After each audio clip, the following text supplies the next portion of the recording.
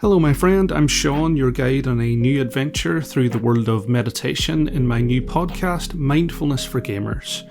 Each episode, I'll take you through how focusing your awareness can help you feel less anxious and frustrated and put you on the path of happiness, all explained through your favourite game franchises like Pokemon and Stardew Valley.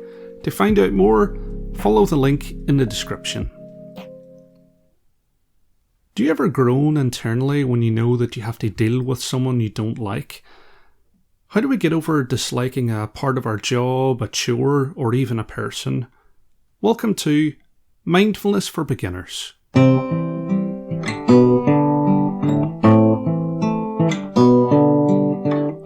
Hello my friend, I hope you're happy, I hope you're peaceful. It's your old pal Sean, and I wanted to start by saying last week's competition is still open. If you would like any prize from me within reason, then listen to the first 3 episodes of my new podcast, Mindfulness for Gamers, leave a review, and then send me an email. It really is that easy. You can ask for one-to-one coaching, you can ask to get your art or book promoted here, whatever you want. Again, within reason. If it's against the law or beyond my powers as an Irishman with a mindfulness podcast, then I will have to gently invite you to pick something else. But only 3 people have entered, so you've got a great chance of winning. So why not pause the podcast here and enter now? Imagine you're settling down for a nice session of meditation and everything seems perfect. It's beautifully quiet. The temperature's good, your body's feeling comfortable, and your phone's on silent. You begin to focus on your breath, and you hear a buzzing. It's a fly bumbling its way around the window, doing its random aerial acrobatics as it tries to find a way through the magic force field between the room it's in and the outside world. You try to let it go and focus on becoming one with the universe, interbeing the theme for this year, but your mind keeps going back to that buzzing fly. Why won't it leave? Why does there have to be a fly here when I'm trying to meditate? You try to go back to your practice, but you struggle to focus your awareness. In the end, you go chasing after the fly, trying to shepherd it out the window, waving your arms like you're conducting an orchestra to a Radiohead song. I've talked recently about practicing in an imperfect environment in episode 224.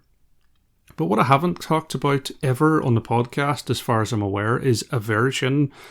Given my memory, I could be completely wrong on that, but this is really rare. As regular listeners know, I tend to recover topics from different angles, but there's only so many topics to talk about in mindfulness, so to cover something new is a real pleasure.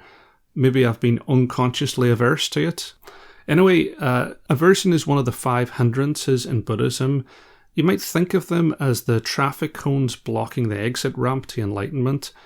The 5 are attachment, aversion, sleepiness, restlessness, and doubt. They are the Lego pieces on your spiritual carpet, and it's very easy to step on them. Attachment we've talked about at length in a podcast. It was actually the theme for a previous year, but aversion is the other side of its coin. It feels very human and normal to react negatively to an experience. When I was in a cafe in Lima, they had something called a Barca burger, which was chicken, cream, and strawberry jam. This was back whenever I ate meat. And I thought I'd try it for a laugh. Maybe it was like one of those things like bacon ice cream that sounds terrible until you try them. So I gave it a go, and it was disgusting. It was absolutely awful, and I couldn't finish it. And it feels like we're hardwired to like some things and dislike other things, dislike some experiences, even dislike some people. The problem is that aversion detaches us from reality.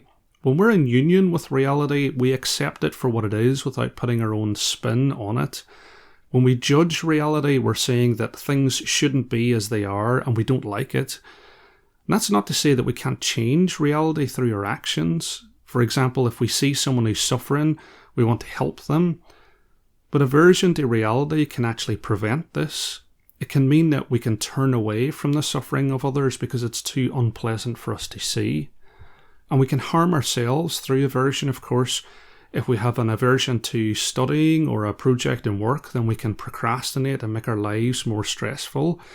If we have an aversion to cleaning our house or other chores, then clutter begins to build, which is bad for our mental health.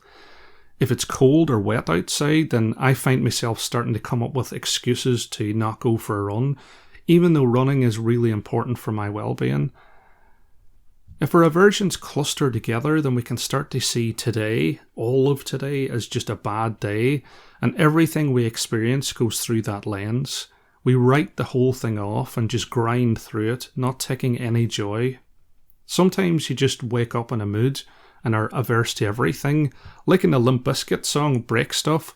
I bet you never thought you'd hear a Limp Bizkit song referenced in a Mindfulness podcast, but here we are. I used to listen to them whenever I was younger, but it captures what it's like to start off the day with aversion. It's just one of those days. Like a mirror image of attachment, if we're averse to reality, it can cause us to suffer. So what can we do to reduce our aversion, apart from selling off our Best of Limp Bizkit album? Well, we know what to do with difficult feelings from previous episodes, so we notice the aversion rising, we can smile to our aversion, we can accept our aversion without judgment. We don't say, I shouldn't be feeling so negatively towards cleaning the house, I should just get it done. No, we just accept the aversion that we're feeling and we sit with it until it passes, until it dissipates. Because aversion isn't permanent, it only lasts for so long, and if we accept it and listen to it rather than resisting it, it will pass more quickly. And once we've recognised and accepted our aversion, waited for it to pass, the next important thing is to immediately address the avoidance that it created. It might be that we have a task to do that we're putting off, or we've avoided a difficult conversation with someone we care about. There's a huge power in taking the first step. The second step is easier than the first, the third step is easier than the second, and so on. Taking that first step towards what we're avoiding takes away the power it has over us. And we can also reframe the language that we use to describe things that we're averse to. That chicken, cream and jam sandwich could be described as a disgusting culinary abomination, or maybe it's just not to my taste. Clearly, some people in Lima like it, or it wouldn't be on the menu. We can find a more neutral way to describe what you have an aversion to that doesn't attach judgment, that accepts it for what it is. It is a chicken, cream and jam sandwich. Not what I would choose to put together, but it exists. And finally, it's really worth exploring the roots of aversion. Reluctance to eat a chicken, cream and jam sandwich probably doesn't require a psychology PhD, but a lot of the more common or garden variety aversions that we experience have their roots in our childhood. When we sense an aversion rising, we can sit with it, we can look deeply into it, and see where in our past our hostility to a particular situation came from. And so the next time we're trying to sit and a fly is buzzing around, we can smile to the fly, we can smile to the buzzing, we can smile to the interruption, and even smile to our aversion. Because if we can accept and let go of our aversion, we are putting ourselves on the path of happiness and liberation. So let's do that now with a guided meditation. I invite you to take a moment before we begin to call forward something that you've got an aversion to, something that is an obstacle to your happiness, and we're going to picture that as we meditate. So I'll start with 3 sounds of the bell and the usual settling in introduction.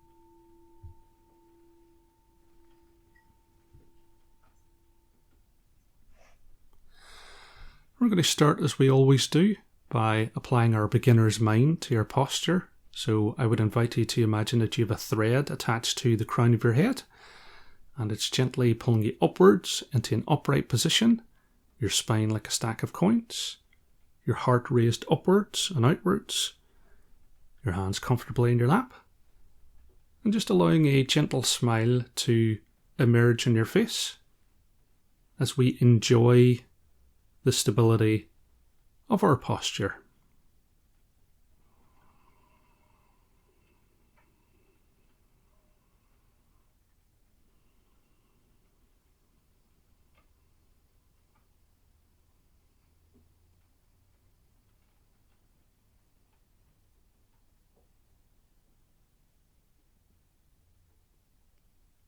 And expanding that spotlight of awareness to your entire body.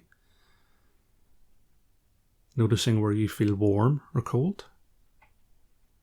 Noticing where you feel tense or relaxed. Becoming aware of the sensation of the clothes against your skin.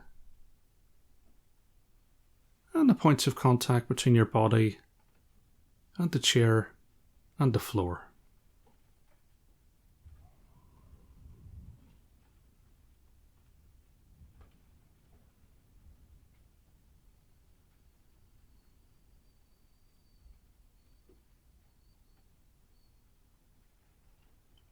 And then shifting that spotlight of awareness to your thoughts and feelings. And as we go through the guided meditation, just noticing each thought as it arises. And that might be an anxious thought about tomorrow. It could be an aversion towards something that you're experiencing at the moment. Maybe some back pain or a noise. Or it could be a happy thought about the past. Just sitting with each thought for a moment, allowing it to leave, and gently and without judgment, bringing your attention back to your breath.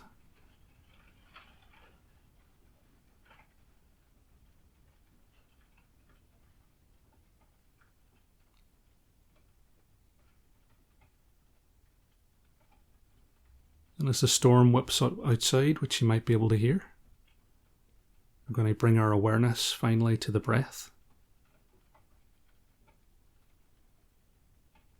Noticing that column of air between the nose and the diaphragm.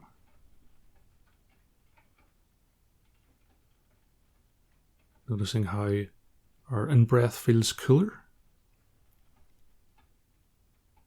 Noticing how our out-breath feels warmer.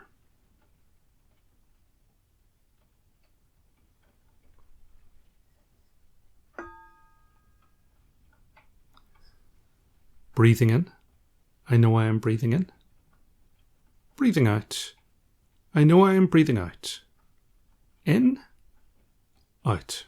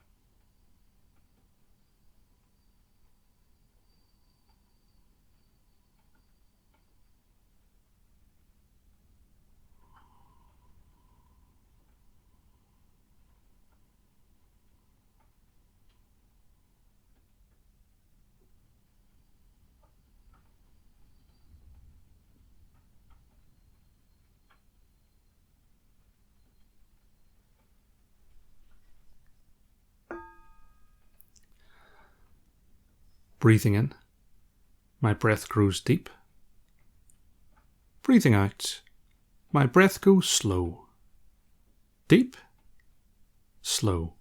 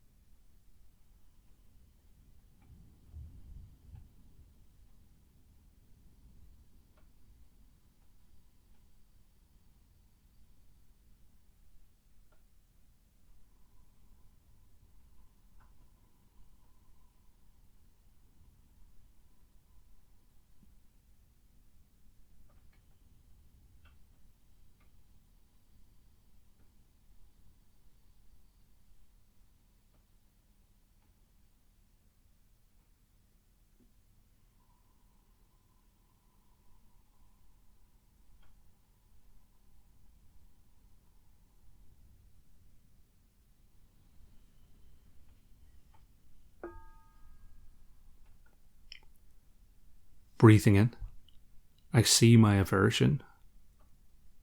Breathing out, I smile to my aversion. Seeing aversion, smiling.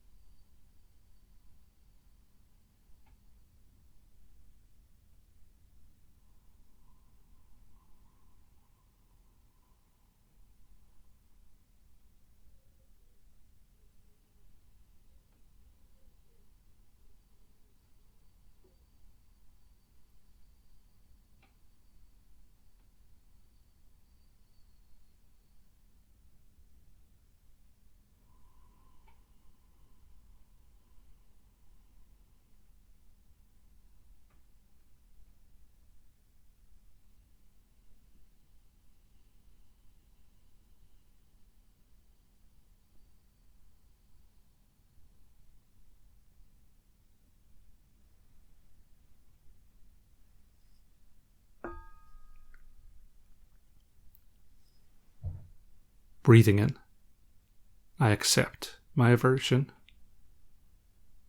Breathing out, I laugh with my aversion. Accepting, laughing.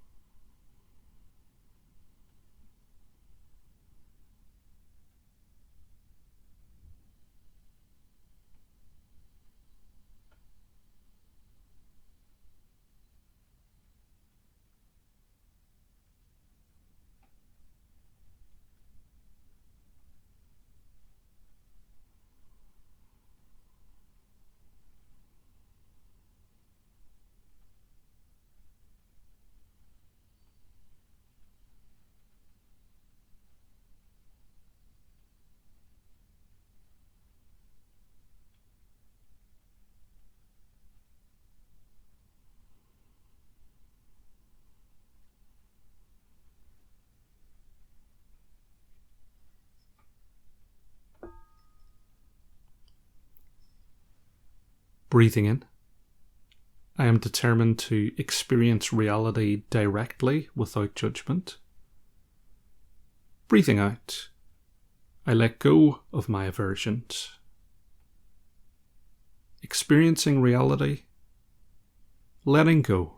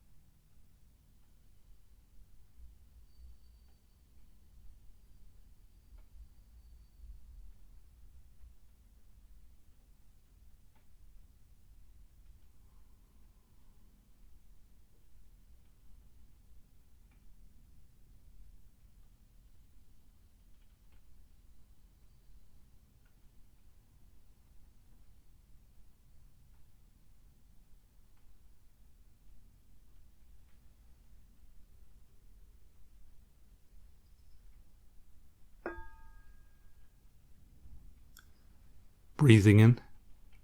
I see myself and my object of aversion. Breathing out. I see the object of aversion in me, myself and the object in me.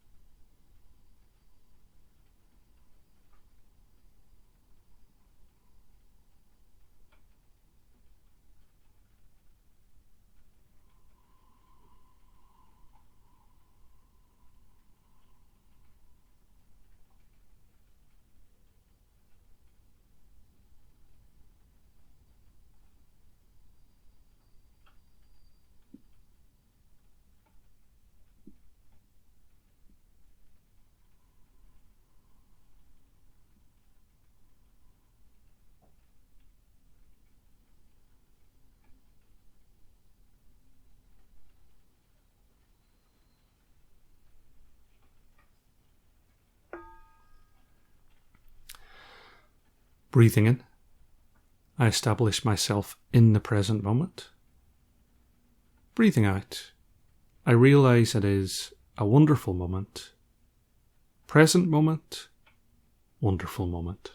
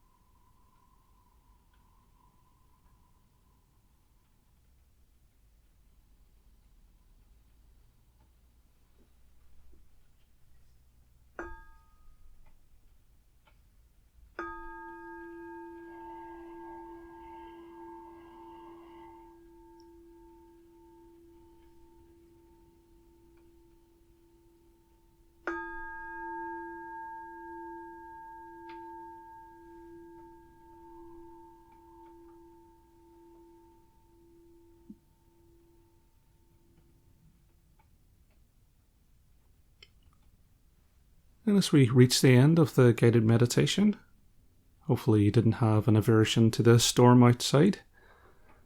Let's just check in as we always do with our body, noticing any areas of discomfort, any areas of relaxation,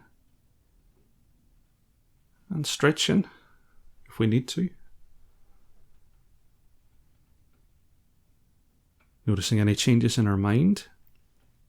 And if you feel a sense of calm or peace, then I would invite you to carry that through the rest of your week. And finally, opening our eyes and returning our awareness to the room that we're in. And just before we finish, the mindfulness homework for this week. So starting to notice when aversion is rising. So we might say internally things like, I hate that, or I don't like this. Noticing when we're avoiding things or people. And then making a list of the things that we have an aversion to, mapping those out. And then practicing today's guided meditation each day this week. And you might choose to pick a different aversion that you've got in order to allow yourself to let it go. And don't forget to listen to my new podcast, Mindfulness for Gamers. It would really help to spread the word if you could listen, share, leave a review. I hope to see you over there. And may you be happy, may you be peaceful, and may you see yourself through the eyes of understanding and compassion. Slán Abhaile, and I'll see you next time.